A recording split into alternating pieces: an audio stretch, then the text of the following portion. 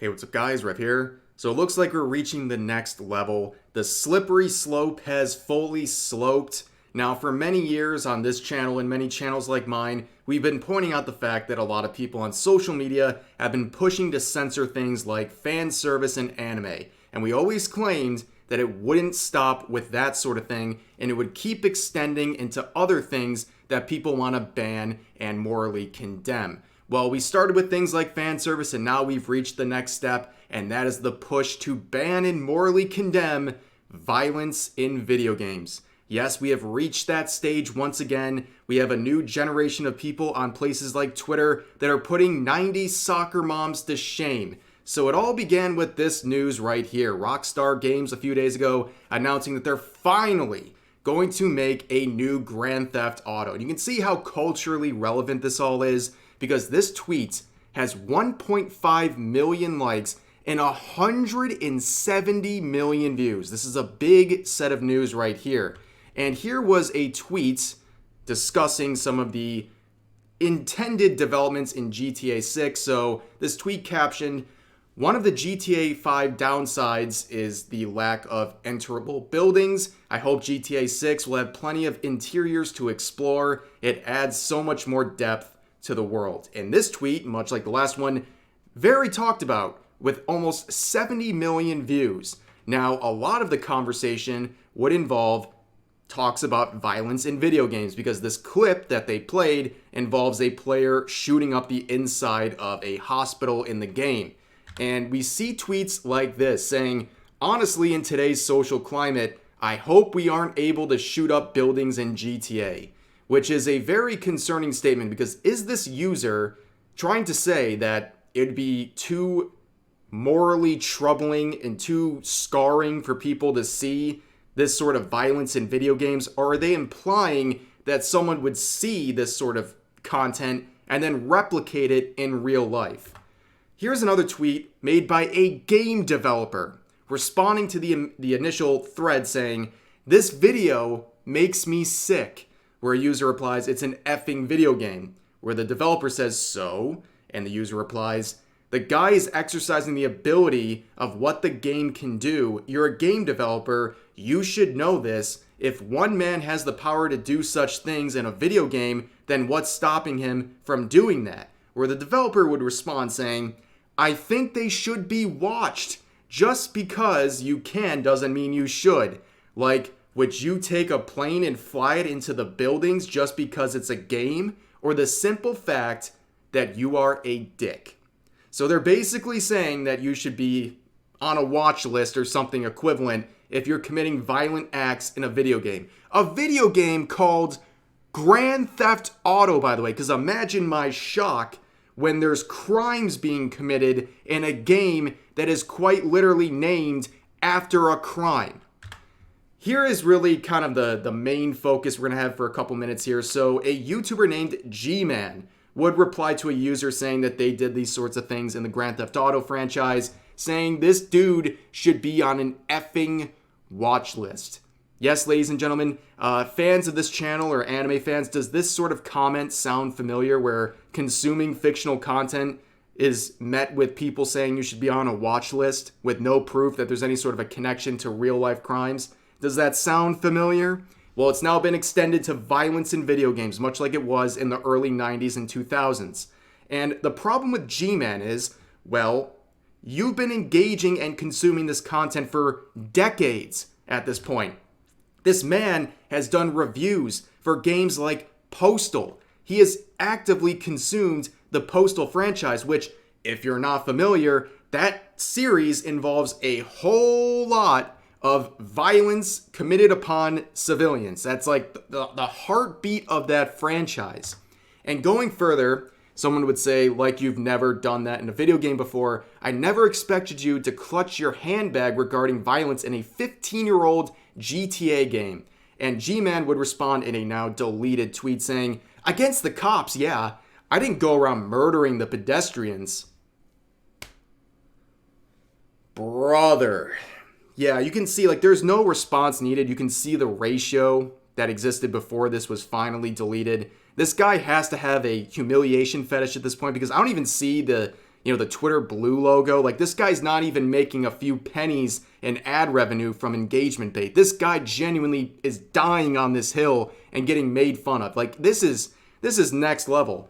And, as I've said in multiple videos, it's been a theme really for the last couple of weeks. You reap what you sow. When you create this standard of violence in video games making you a dangerous person, when you tweet things like this celebrating the fact that Batman Arkham City is 12 years old, look at the hidden replies on G-Man's tweet. Bro, be careful with punching criminals in Batman. They have rights too. You should be killing those Arkham cops, which is the morally good thing to do. But criminals have their rights, man. You can't mistreat them. It's inhumane. Yeah. So he's hiding this. He's very, very aware of these comments, and he is very, very insecure about them to the point of using the hidden reply feature to basically pin this comment to his tweet and, make it very easy and accessible to see a tweet dunking on him. And this would continue in the hidden replies, people making fun of him. And someone pointed out a very funny little snippet here, a screenshot from Postal 2 where protesters in that game were crying about the same exact things that he is now crying about, which is ironic because he reviewed this game not that long ago.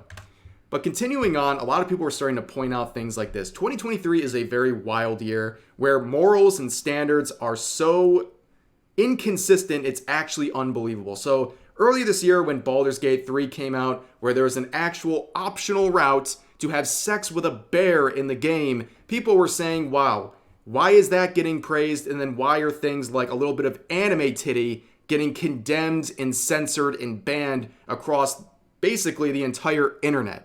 And people are once again raising this. We're saying you applauded things in Baldur's Gate 3 like that scene with the bear, but now you're losing your minds and saying people should be on watch lists for killing civilians in GTA. Like, really, 2023 is a head scratcher, man. And moving on, we have this tweet that went viral. Quote retweeting the original thread saying, GTA 5 needs more enterable buildings, commits terrorism. Now, I'm pretty sure this is a joke, but the responses to this tweet were definitely not a joke. I mean, over 300,000 likes on this tweet. And the replies were filled with people talking about violence in video games being bad. And also looking at this Kira account like they are responsible for one of the worst tweets in Twitter history. If you know, you know. But nonetheless, here's some of the replies. So this person says, GTA fanbase needs to seek actual therapy. 3,000 likes on this. And then the original post was saying, driving in GTA is literally therapy. Driving around the city, just listening to the crazy ass radio stations with the funniest commercials. I love GTA, man.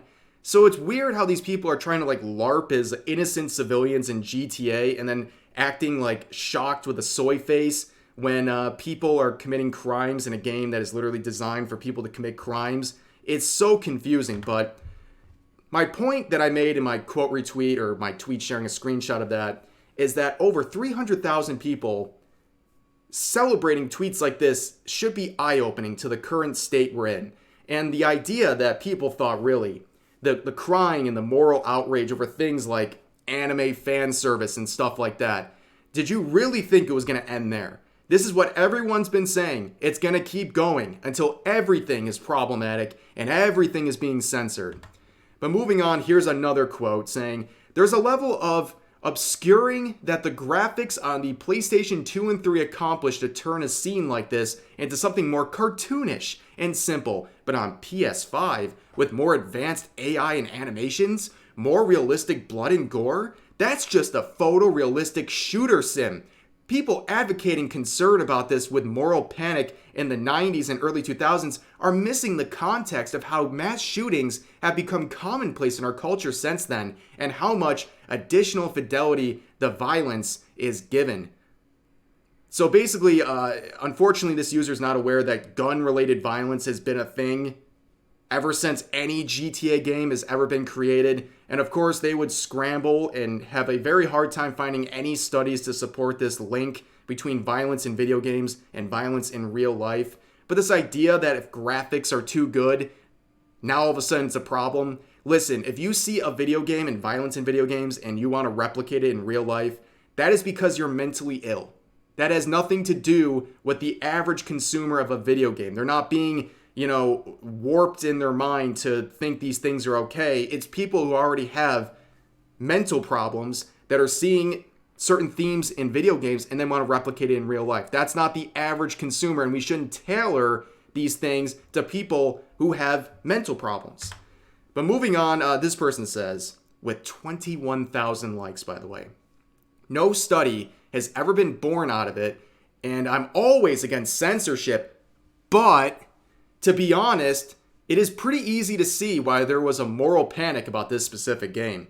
Yeah, again, anime fans, does this sound familiar? Someone saying, I don't have any study to provide to support my claim, but I think we should be morally condemning this sort of thing that happens in fictional content. Yeah, you know what? It's just unbelievable, okay? And let me share a couple more. This person saying, in response to the original thread, can't think of a better idea. And then posting an article about mass shootings. And someone responds saying, it is a video game R word. My God, you people are insufferable. Where the poster would reply saying, I know what GTA is. My 8-year-old son plays it. I give up, dude. I give up. We have to tailor an M for mature rated game for your 8-year-old son so he can play without getting scared. Where are we right now? Is this real life? This is the fault of the parent. Why would you ever post this? And going on, this tweet just captures it, okay? This person quoting saying, the reaction to this is effed. It's so effing over. Jack Thompson won. What's the point anymore?